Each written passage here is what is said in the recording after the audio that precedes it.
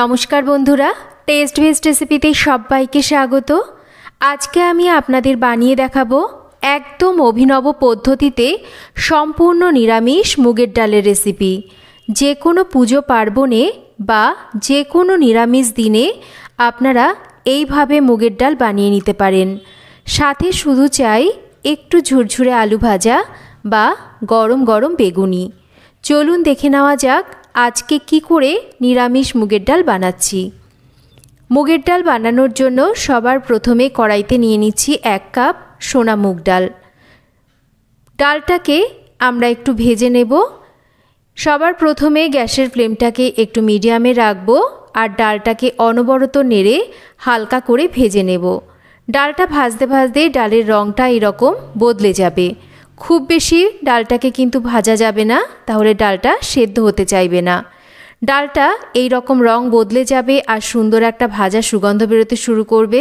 তখন ভেজে নেওয়া ডালটাকে একটা পাত্রে ঢেলে নেব আর ডালটাকে একটু ভালো করে ধুয়ে নেব। ডালের থেকে যতক্ষণ না পরিষ্কার জল বের হচ্ছে ডালটাকে একটু ভালো করে ধুয়ে নিচ্ছি।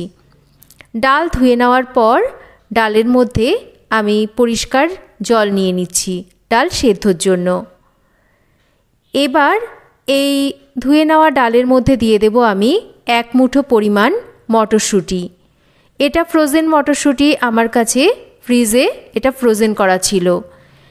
এবার এর মধ্যে দিয়ে দিচ্ছি অল্প একটু লবণ আর একটা কাঁচা লঙ্কা।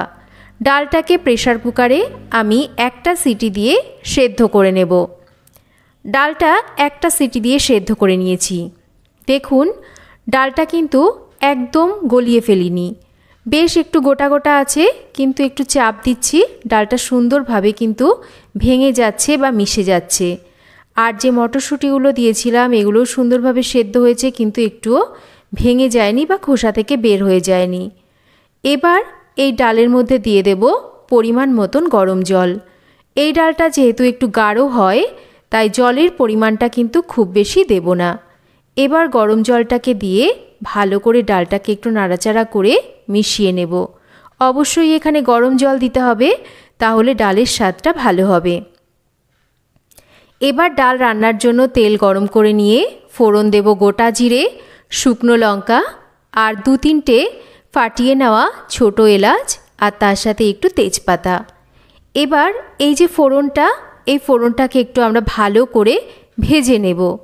মানে ফোড়ন থেকে সুন্দর একটা মিষ্টি গন্ধ বেরিয়ে আসা অবধি ফোড়নটাকে ভালো করে ভেজে নেব। এখানে আমি পনির দেখুন বেশ একটু ছোট ছোট টুকরো করে কেটে নিয়েছি। এবার পনিরগুলোকে দিয়ে পনিরটাকেও হালকা করে ভেজে নেব। এই ফোড়নের সাথে পনিরটাকে ভাজলে পনিরের মধ্যেও কিন্তু সুন্দর একটা ফোড়ন ভাজার গন্ধ চলে আসবে। পনিরটা হালকা ভেজে নেওয়ার পর সামান্য একটু ধনের গুঁড়ো, একটু জিরের গুঁড়ো, ঝালের জন্য অল্প করে একটু লঙ্কার গুঁড়ো আর তার সাথে পরিমাণ মতন হলুদ দিয়ে সামান্য জল দিয়ে দেব। জলটা এর জন্যই দিচ্ছি গুঁড়ো মশলাটা যাতে পুড়ে না যায়। ভালো করে এবার মশলাগুলোকে একটু কষিয়ে নেব। মশলা কিন্তু ভালো করে কষিয়ে নিতে হবে, কাঁচা গন্ধ থেকে গেলে কিন্তু ডালের মধ্যে একটা কাঁচা গন্ধ করবে, মশলার খেতে ভালো লাগবে না। মশলা কষিয়ে নেওয়ার পর এবার দিয়ে দিচ্ছি এর মধ্যে একটু গরম মশলা গুঁড়ো আর তার সাথে 1 চামচ আদা বাটা। ভালো করে এবার এই গরম মশলা আর আদা বাটা দিয়ে এই পনিরের সাথে সমস্ত মশলাকে কষিয়ে নেব। ভালো করে সমস্ত মশলা কষিয়ে নিয়েছি। এবার সেদ্ধ করে নেওয়া মুগ ডালটাকে ঢেলে দেব। যদি মনে হয় যে একটু গাঢ় মনে হচ্ছে, অল্প করে একটু জল এখানে দিয়ে দেওয়া যেতে পারে। বাদ বাকি স্বাদ মতন লবণ, তার সাথে স্বাদটাকে ব্যালেন্স করার জন্য স্বাদ মতন একটু মিষ্টি আর কয়েকটা চিড়ে নেওয়া কাঁচা লঙ্কা দিচ্ছি। সমস্ত কিছুকে ভালো করে মিশিয়ে নেব। গ্যাসের ফ্লেমটাকে একটু বাড়িয়ে রেখে এবার ডালটাকে আমরা 5 মিনিট মতন রান্না করব। মিনিট 5 ডালটাকে রান্না করে নিয়েছি। দেখুন ডালটা কিন্তু মিনিট 5 রান্না হওয়ার পর বেশ একটু ঘন হয়ে আসবে। আমি একটু দেখিয়ে দিচ্ছি, ডাল দেখুন হয়ে গেছে, কিন্তু ডালগুলো বেশ কিন্তু এরকম গোটা গোটা থাকবে, তবেই কিন্তু এই মুগ ডাল খেতে ভালো লাগবে। এবার আমরা রান্নাটাকে শেষ করব 1 চামচ ঘি দিয়ে। ঘিটাকে ওপর থেকে ছড়িয়ে দেব আর ভালো করে একটু মিশিয়ে নেওয়ার পর গ্যাসের ফ্লেম বন্ধ করে দেব। এবার ডাল আমাদের একদম রেডি সার্ভ করার জন্য। দেখুন ডালটা ঠিক এই রকম গাঢ় হবে, তবেই কিন্তু ডালটা খেতে সুস্বাদু হবে। এবার ডালটাকে সার্ভ করে দিচ্ছি।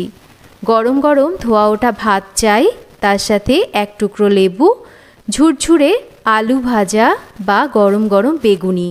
ব্যাস এই ডাল দিয়েই মনে হয় পুরো ভাত খেয়ে ফেলা যায়। তো একবার দেরি না করে ডালটা আপনারা বানিয়ে নিতে পারেন, বা পুজো পার্বণেও কিন্তু ডালটা অবশ্যই বাড়িতে বানিয়ে নিতে পারেন। খুব সহজ বানানো, একদম ঘরোয়া উপকরণে তৈরি আর দারুণ সুস্বাদু এই ডাল আপনারা বাড়িতে অতিথি আপ্যায়নেও কিন্তু সহজেই বানিয়ে নিতে পারেন। তো কেমন লাগলো আজকের এই সম্পূর্ণ নিরামিষ মুগের ডালের রেসিপি একটা কমেন্ট করে জানাবেন। আর যদি রেসিপি ভালো লেগে থাকে তাহলে একটা লাইক করবেন, রেসিপিটা শেয়ার করবেন, আর যদি চ্যানেল সাবস্ক্রাইব করা না থাকে চ্যানেলটাকে সাবস্ক্রাইব করবেন। সবাই ভালো থাকবেন, আবার ফিরে আসব নতুন কোনো রেসিপি নিয়ে। আশা করছি আজকের এই মুগ ডালের রেসিপিটা আপনাদের সবার ভালো লাগবে। তো আজকের মতো এই পর্যন্তই। সকলে ভালো থাকবেন, সুস্থ থাকবেন।